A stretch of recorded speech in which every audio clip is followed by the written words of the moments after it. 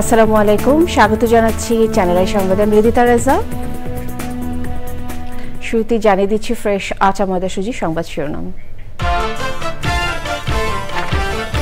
বাংলাদেশে বিনিয়োগে বিদেশিদের প্রতি প্রধান উপদেষ্টার আহ্বান, 4 প্রতিষ্ঠানকে পুরস্কার ও কেপিজেড চেয়ারম্যানকে সম্মানসূচক নাগরিকত্ব। আবু সাইদ হত্যায় 26 জনের বিরুদ্ধে অপরাধের প্রমাণ, জঙ্গি সাজিয়ে হত্যা ঘটনায় সাবেক আইজিপি শহীদুল হক সহ 3 জনকে জিজ্ঞাসাবাদের অনুমতি। ডিসেম্বরের মধ্যে নির্বাচন আয়োজনে প্রধান উপদেষ্টার কাছে রোডম্যাপ চাইবে বিএনপি, পঞ্চদশ সংশোধনীর আগের অবস্থা বহাল দাবি। বঙ্গোপসাগরে সুস্পষ্ট লঘুচাপ, বৃহস্পতিবার থেকে প্রায় সারা দেশে হালকা থেকে মাঝারি বৃষ্টির পূর্বাভাস।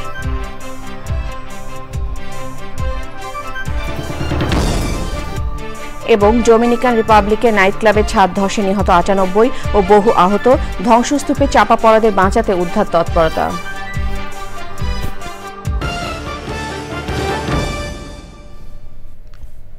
সংবাদ শিরোনামগুলো জানাচ্ছিলাম। এখনকার এই সংবাদ আয়োজন একই সঙ্গে চ্যানেলের ইউটিউব চ্যানেল এবং চ্যানেলের ওটিটি প্ল্যাটফর্ম আইস্ক্রিনে লাইভ স্ট্রিম হচ্ছে।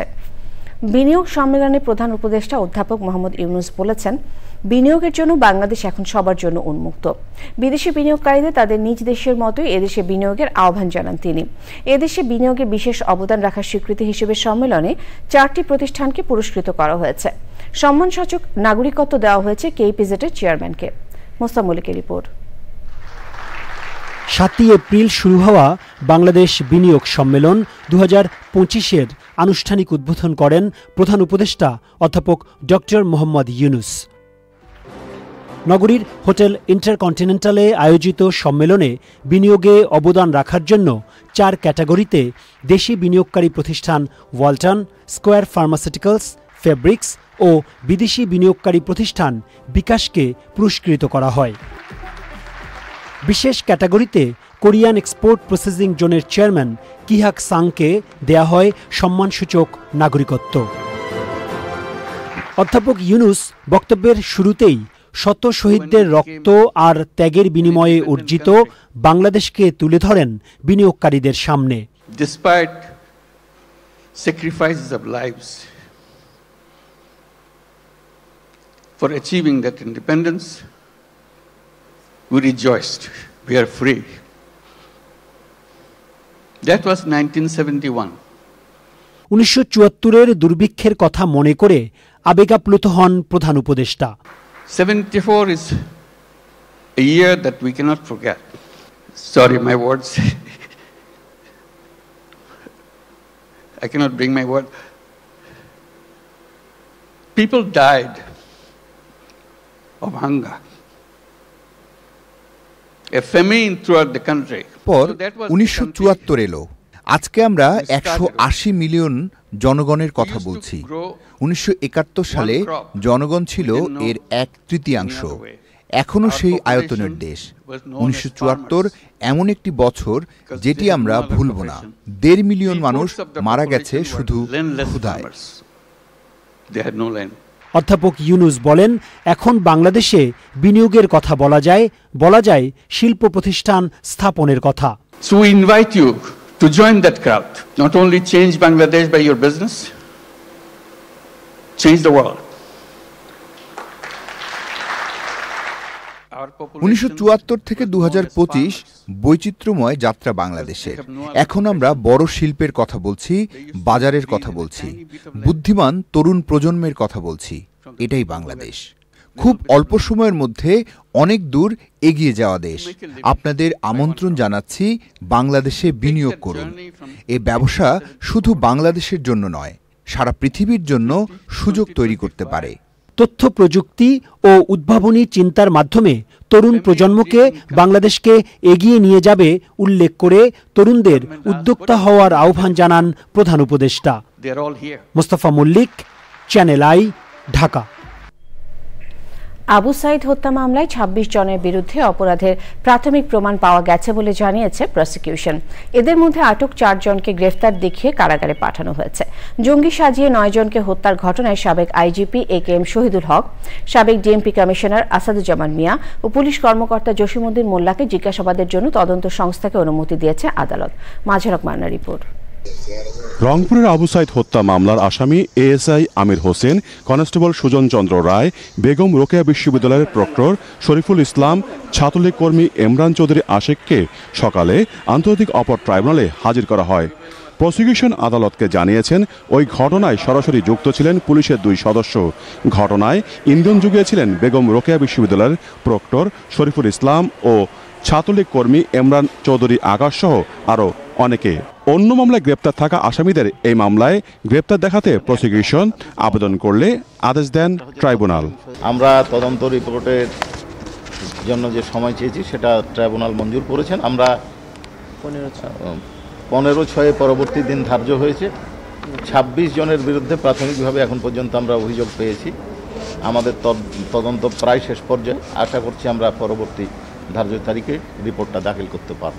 কল্যাণপুরে জাহাজ বাড়িতে জঙ্গি সাজিয়ে হত্যার ঘটনায় 3 পুলিশ কর্মকর্তাকে জিজ্ঞাসাবাদের জন্য করা আবেদনের উপরও আদেশ দেন আদালত। জঙ্গি নাটক সাজানোর যে ঘটনা ঢাকায় ঘটেছে, বিভিন্ন দেশে ঘটেছে, সেই মামলায় গ্রেপ্তারকৃত আসামি AKM শহীদুল হক, সাবেক আইজিপি, মোহাম্মদ আসাদুজ্জামান মিয়া, সাবেক ডিএমপি কমিশনার এবং জসিমউদ্দিন, সাবেক ডিসি মিরপুর, এদেরকে আমরা ইন্টারোগেশনের জন্য আবেদন করেছিলাম। অনারেবল ট্রাইব্যুনাল আমাদের আবেদন মঞ্জুর করেছে।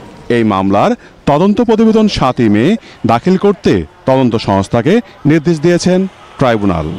মাঝারক মান্না, চ্যানেল আই, ঢাকা। আগামী ডিসেম্বরের মধ্যে নির্বাচন আয়োজনে প্রধান উপদেষ্টার কাছে রোডম্যাপ চাইবে বিএনপি। গুলশান কার্যালয়ে সাংবাদিকদের সঙ্গে মত বিনিময়ে দলের স্থায়ী কমিটির সদস্য সালাউদ্দিন আহমেদ বলেছেন, নির্বাচন নিয়ে আলোচনার জন্য প্রধান উপদেষ্টার সময় চেয়েছেন তারা। তিনি জানান, সংবিধানের ৫ম সংশোধনের পূর্বাবস্থা বহাল চায় বিএনপি। ধর্মনিরপেক্ষতা নিয়েও দলের সুনির্দিষ্ট মতামত আছে বলে মন্তব্য তার। রাহুল রায় রিপোর্ট। রাষ্ট্র সংস্কার সহ বিভিন্ন ইস্যুতেই রাজনৈতিক দলগুলোর সঙ্গে আলোচনা করেছেন প্রধান উপদেষ্টা ডক্টর মোহাম্মদ ইউনূস। বিভিন্ন বিষয়ে মতামত দিয়েছে বিএনপি। এবার নির্বাচনের রোডম্যাপ নিয়ে আলোচনা করতে প্রধান উপদেষ্টার সময় চেয়েছে দলটি। যে আমরা মাননীয় প্রধান উপদেষ্টার কাছে সুনির্দিষ্টভাবে আগামী জাতীয় সংসদ নির্বাচনের জন্য ডিসেম্বরের আগে একটা রোডম্যাপ অবশ্যই আমরা চাইব, যাতে উনি ক্লিয়ারলি জাতির সামনে যথাযথ প্রক্রিয়ায় উপস্থাপন করেন, যাতে জাতির মধ্যে যে একটা অনিশ্চিত অস্থিরতা ভাব আছে এবং রাজনীতির মধ্যে একটা স্থিতিশীলতা আসে, অর্থনৈতিক কর্মকাণ্ডে যাতে একটা গতিশীলতা আসে, সেগুলো লক্ষ্য রেখে আমরা বলবো যে এটা যথেষ্ট সময়। তার আগে নির্বাচন কমিশনের সাথে আমরা আলোচনা করেছি, তারা জুনের মধ্যে সমস্ত প্রিপারেশন সমাপ্ত করতে পারবে। সংস্কার ইস্যুতে ঐক্যমত্য কমিশনের কাছে ইতোমধ্যে মতামত জমা দিয়েছে বিএনপি। এ নিয়ে নিজেদের অবস্থান আবারও তুলে ধরেন সালাউদ্দিন আহমেদ। বহুত্ববাদ সহ আর অন্যান্য বিষয়গুলোর সাথে আমরা একমত নই এবং রাষ্ট্র পরিচালনার মূলনীতি হিসাবে আর সংবিধানের মূলনীতি হিসাবে আমরা একমত নই। এরপর আমাদের মন্তব্য দিয়েছি, সেই মন্তব্যটা আর কেউ এখানে উল্লেখ করে না। মন্তব্যটা হচ্ছে আমরা সংবিধানের প্রস্তাবনার অংশে আমরা সংবিধানের প্রস্তাবনার কি চাই সেটা উল্লেখ করেছি, যে ৫ম সংশোধনী পূর্ববর্তী অবস্থা বহাল চাই। ভারতের প্রধানমন্ত্রী নরেন্দ্র মোদীর সঙ্গে প্রধান উপদেষ্টা ডক্টর মোহাম্মদ ইউনূসের বৈঠককে স্বাগত জানিয়ে সালাউদ্দিন আহমেদ বলেন, তাদের আলোচনায় জন আকাঙ্ক্ষার প্রতিফলন হয়েছে। রাহুল রায়, চ্যানেল আই, ঢাকা। টিকিট কালোবাজারি, সৌদি আরবে বাড়ি ভাড়া জটিলতা ও মধ্যস্বত্বভোগীদের দৌরাত্ম্য সহ হজ যাত্রায় সব অনিয়মের বিরুদ্ধে কঠোর অবস্থানে সরকার। ধর্ম উপদেষ্টা বলেছেন, হজ এজেন্টদের গাফিলতিতে কোনো হজ যাত্রী হজে যেতে না পারলে লাইসেন্স বাতিল করা হবে। বাংলাদেশ থেকে এবার হজের প্রথম ফ্লাইট 29 এপ্রিল। চকরমালিথার রিপোর্ট। প্রয়োজনীয় সব তথ্য সহ হজযাত্রীদের জন্য চালু হচ্ছে মোবাইল অ্যাপ। সৌদি আরবে বাংলাদেশি হাজিদের মোবাইলে থাকবে রোমিং সুবিধা। সাথে টাকা বহন না করার জন্য সকল হজযাত্রীকে দেওয়া হবে ডেবিট কার্ড। সরকারের নেয়া নতুন এসব ব্যবস্থা জানানোর পাশাপাশি হজের নিয়মকানুন হাতে কলমে শেখাতে হজযাত্রীদের জন্য ধর্ম মন্ত্রণালয়ের প্রশিক্ষণ কর্মশালা। এই মুহূর্ত পর্যন্ত ৬,৫৭৫ জন হাজির গড় ভাড়া মক্কায় হয় নাই। এখনো পর্যন্ত 8টা এজেন্সি এগিয়ে আসে নাই। একজন হাজি যদি বাংলাদেশে টাকা নিয়ে যেতে না পারে এর জন্য সংশ্লিষ্ট এজেন্সি দায়ী থাকবে। আমরা মন্ত্রণালয়ের দায়িত্ব নেব না। অনুষ্ঠান শেষে চ্যানেল আইয়ের সাথে প্রাসঙ্গিক আরও বিষয় নিয়ে কথা বলেন ধর্ম উপদেষ্টা। যাতে টিকিটের কালোবাজারি অথবা সিন্ডিকেট করে যাতে টিকিটের মূল্য বৃদ্ধি করা না যায় এ ব্যাপারে আমরা সচেতন থাকবো, আমরা মনিটর করব। জিএসএ আমাদের সাথে যোগাযোগ করেছেন তাদেরকে দেওয়ার জন্য। আমরা স্পষ্ট করে বলে দিয়েছি, সার্কুলারও করে দিয়েছি, ফ্লাইনাসে যে সমস্ত যাত্রীরা হজে যাবেন তাদের টাকা ফ্লাইনাসের অ্যাকাউন্টে যাবে, জিএসের নামে যাবে না। সরকারি বেসরকারি মিলে এবছর বাংলাদেশ থেকে 87,100 জনের হজে যাওয়ার কথা রয়েছে। চকর মালিথা, চ্যানেল আই, ঢাকা। বৃহস্পতিবার থেকে প্রায় সারা দেশে হালকা থেকে মাঝারি মাত্রার বৃষ্টির পূর্বাভাস দিয়েছে আবহাওয়া অফিস। সুস্পষ্ট লঘুচাপটি আরও কিছু শক্তি অর্জন করলেও এখনও পর্যন্ত এর গতিপথ ও শক্তিমত্তা দেখে ধারণা করা হচ্ছে এটি পরবর্তীতে নিম্নচাপ ও গভীর নিম্নচাপে পরিণত না হওয়ার সম্ভাবনাই বেশি। আবহাওয়াবিদ ডক্টর মোহাম্মদ আবুল কালাম মল্লিক জানিয়েছেন, বুধবার সকাল 6টা থেকে পরবর্তী 12 ঘন্টা পর্যন্ত লঘুচাপটি উত্তর দিকে অগ্রসর হবে। এর আগে চলতি মাসে দীর্ঘমেয়াদের পূর্বাভাসে বঙ্গোপসাগরে 1 থেকে 2টি লঘুচাপ সৃষ্টির আশঙ্কার কথা জানিয়েছিল আবহাওয়া অফিস। ক্যারিবীয় দেশ ডোমিনিকান রিপাবলিকে নাইট ক্লাবের ছাদ ধসে একজন প্রাদেশিক গভর্নর সহ কমপক্ষে 98 জন নিহত হয়েছে। আহত হয়েছেন 150-এরও বেশি। ধ্বংসস্তূপে চাপা পড়েছেন অনেকে। উদ্ধার তৎপরতা চলছে। ডোমিনিকান রিপাবলিকের রাজধানী সান্তো ডোমিঙ্গোতে নাইট ক্লাবটি জনপ্রিয় শিল্পী রুবি পেরেজের কনসার্ট চলার সময় ওই দুর্ঘটনা ঘটে। একজন প্রাদেশিক গভর্নর ও সাবেক মেজর লিগ বেসবল খেলোয়াড় অক্টাভিও ডোটেলো চাপা পড়েন। হাসপাতালে নেওয়ার পথে তার মৃত্যু হয়। ধ্বংসস্তূপে চাপা পড়াদের মধ্যে শিল্পী রুবিও আছেন। উদ্ধার কাজ চলছে।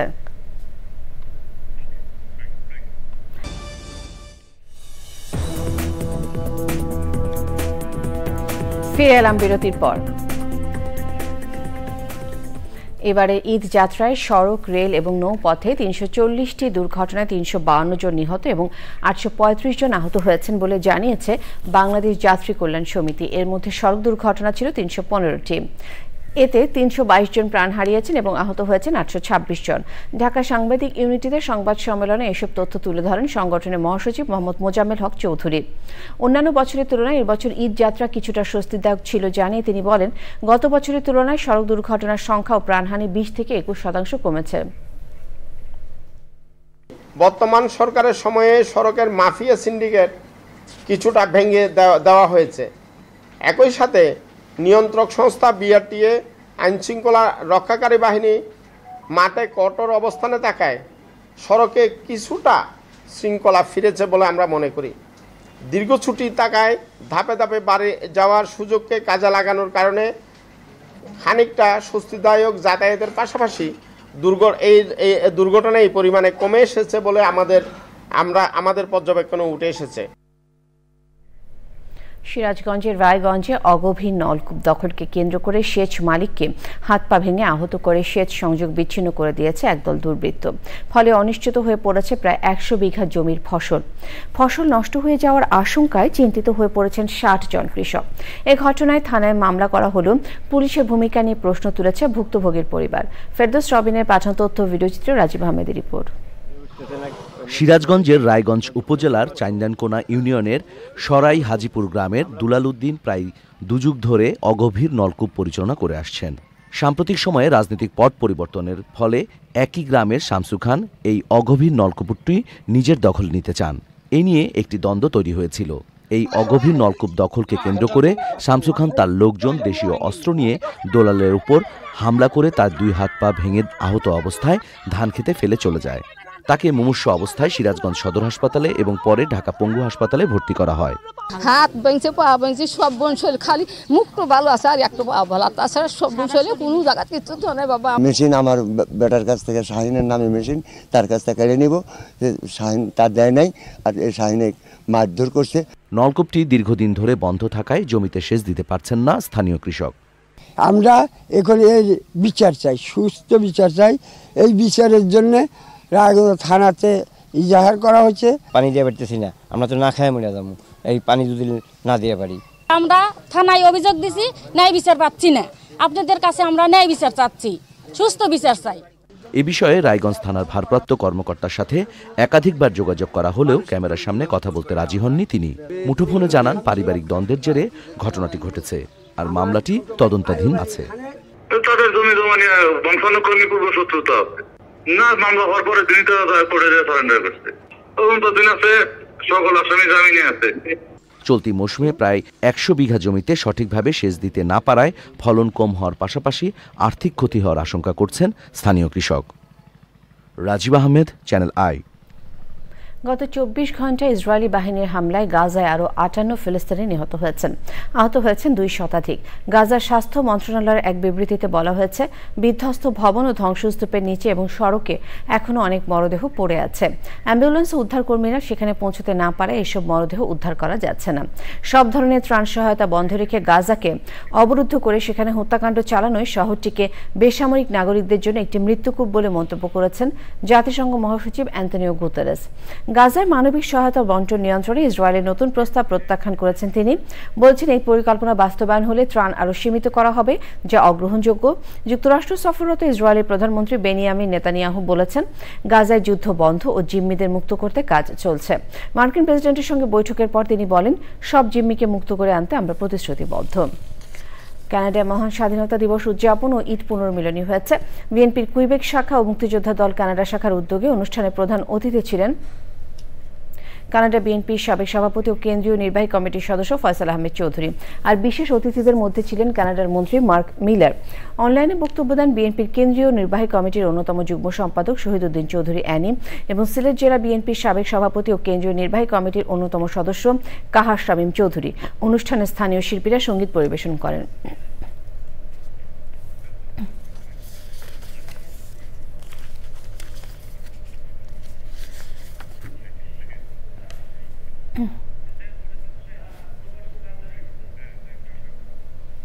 প্রবাসী বাংলাদেশিদের ভোটার প্রক্রিয়ায় যুক্ত করতে প্রক্সি ভোটিং পদ্ধতিকে গ্রহণযোগ্য বলে মনে করছে নির্বাচন কমিশন। তবে দেশ ও পরিস্থিতি অনুযায়ী অনলাইন বা পোস্টাল সহ সমন্বিত ভোটিং পদ্ধতিও নেওয়া হতে পারে। নির্বাচন কমিশনের অবসরপ্রাপ্ত ব্রিগেডিয়ার জেনারেল আবুল ফজল মোহাম্মদ সানাউল্লাহ প্রবাসীদের ভোটদান পদ্ধতি নিয়ে কর্মশালা শেষে সাংবাদিকদের এসব কথা বলেন। অংশীজনদের সঙ্গে আলোচনা করে এর মধ্য থেকে এক বা একাধিক পদ্ধতি বেছে নেওয়া হবে বলেও তিনি জানান।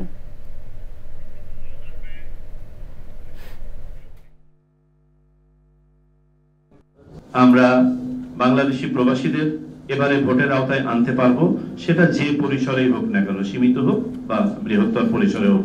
কোন পরিসরে হবে আমরা পুরো ব্যবস্থাপনাটা এক্সপ্যান্ড করার পরে, স্টেক হোল্ডারদের সাথে কথা বলার পরে তারপরে আমরা বুঝতে পারবো। নিচল চাটা কৃষি সংবাদ।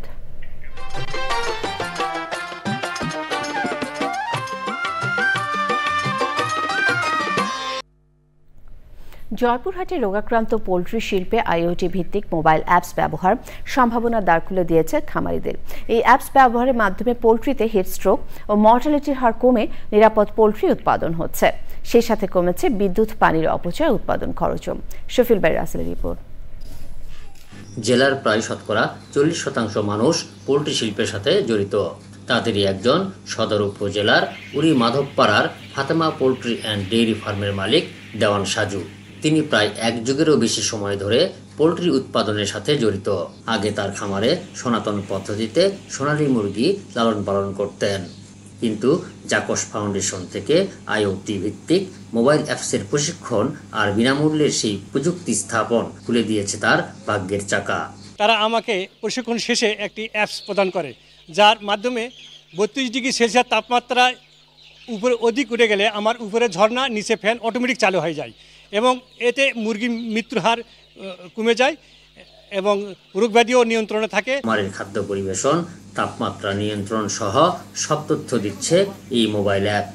এই সেবা যারা মানে নিবে আর কি, আমার মনে হয় যে হয়তো খুব ভালো একটা এখান থেকে ফল পাওয়া যেতে পারে। নিরাপদ মুরগি উৎপাদন ও অর্থনৈতিক উন্নয়নে এই মোবাইল অ্যাপ ব্যবহার গুরুত্বপূর্ণ ভূমিকা রাখবে বলছেন সরকারি বেসরকারি বিভিন্ন সংস্থা। তাপমাত্রা, আর্দ্রতা, অ্যামোনিয়া গ্যাসের বিষয় আছে, মিথেন গ্যাস, কার্বন ডাইঅক্সাইড, এটা যে একটা মুরগির জন্য যে পরিমাণ প্রয়োজন, এই সিস্টেমের মাধ্যমে অটোমেটিক্যালি তার প্রয়োজন অনুসারে শেডের ভিতরে এই পরিবেশটা তৈরি হবে। পোল্ট্রি শিল্পে এই অ্যাপসের ব্যবহার ইতোমধ্যে বেশ সাড়া ফেলেছে। জয়পুরহাট থেকে শফিউল বারী রাসেল, চ্যানেল আই। এবারে প্রকৃতি সংবাদ।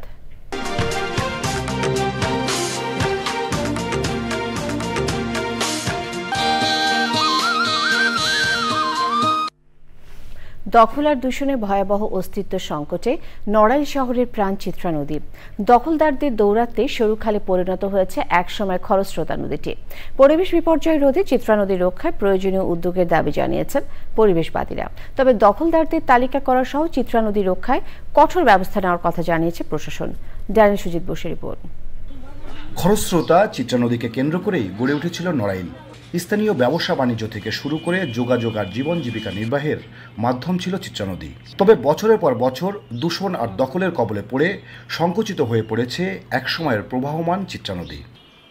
সচেতনতা সৃষ্টি সহ নদী রক্ষায় আইনের কঠোর প্রয়োগের তাগিদ সংশ্লিষ্টদের। আমরা চাই যে সব জায়গা পরিষ্কার পরিচ্ছন্ন থাকুক, যত্রতত্র কেউ ময়লা না ফেলুক, নদীতে আমাদের ময়লাটা না ফেলাই এবং আবিজাবি কিছু না ফেলাই, তাহলে আমাদের নদীও ভালো থাকবে, আমরা ভালো থাকবো। পরিবেশ প্রতিবেশ রক্ষায় নদী দখলদারদের ছাড় না দেওয়ার হুঁশিয়ারি জেলা প্রশাসনের। যারা একবারে সম্পূর্ণরূপে অবৈধ, অর্থাৎ কোনোদিন তাদেরকে এখানে কোনো বন্দোবস্ত দেওয়া হয়নি এবং তারা নতুন করে স্থাপনা করেছে। আপনারা দেখেছেন অনেক 3 তলা 4 তলা 5 তলা ভবনও করেছে তারা নদীর ভিতরে একেবারে পিলার গেড়ে। তো আমরা তাদেরকে উচ্ছেদের জন্য ইতিমধ্যে আমরা তাদের তালিকা তৈরি করেছি এবং তাদেরকে আমরা উচ্ছেদের জন্য নোটিশও দিয়েছি। এক্ষেত্রে যদি আমাদের আবারও কোর কমিটি নিয়ে বসতে হবে বা স্থানীয় গণ্যমান্য ব্যক্তিবর্গ নিয়ে বসতে, আমরা বসে প্রপার ব্যবস্থাটা নিই। পরিবেশ ও জীববৈচিত্র্য রক্ষায় চিত্রা নদী দখলমুক্ত করতে প্রশাসনকে আরও কঠোর হওয়ার তাগিদ দিয়েছেন পরিবেশবাদীরা। Daniel Sujit Bose, channel I, Narail. সবশেষে ফ্রেশ আটা ময়দা সুজি সংবাদ শিরোনামগুলো আরও একবার। বাংলাদেশে বিনিয়োগে বিদেশিদের প্রতি প্রধান উপদেষ্টার আহ্বান, 4 প্রতিষ্ঠানকে পুরস্কার ও কেইপেজ চেয়ারম্যানকে সম্মানসূচক নাগরিকত্ব। আবু সাইদ হত্যায় 26 জনের বিরুদ্ধে অপরাধের প্রমাণ, জঙ্গি সাজিয়ে হত্যা ঘটনায় সাবেক আইজিপি শহীদুল হক সহ 3 জনকে জিজ্ঞাসাবাদের অনুমতি। ডিসেম্বরের মধ্যে নির্বাচন আয়োজনে প্রধান উপদেষ্টার কাছে রোডম্যাপ চাইবে বিএনপি, পঞ্চদশ সংশোধনের আগের অবস্থা বহাল দাবি।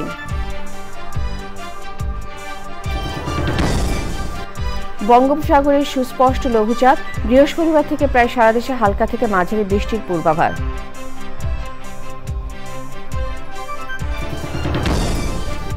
এবং ডোমিনিকান রিপাবলিকে নাইট ক্লাবের ছাদ ধসে নিহত 98 ও বহু আহত, ধ্বংসস্তূপে চাপা পড়াদের বাঁচাতে উদ্ধার তৎপরতা।